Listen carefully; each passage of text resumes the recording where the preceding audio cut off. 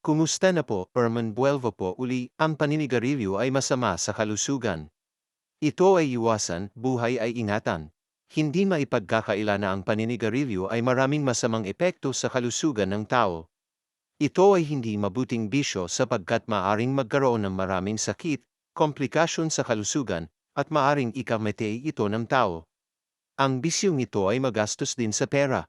Nararapat na iwasan natin ang paninigarilyo. Datapwat ingatan natin ang ating mga katawan, panatilihin itong malusog at malakas sa pamamagitan ng pagkain ng mga masustansyang pagkain, pag-eehersisyo, pag-inom ng maraming tubig at pagtulog ng maaga.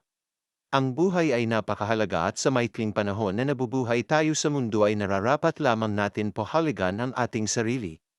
Umiwas tayo sa mga bisyong nagdudulot ng masama sa ating katawan, kalusugan, mentalidad. Parman Buelvo po uli. God bless po.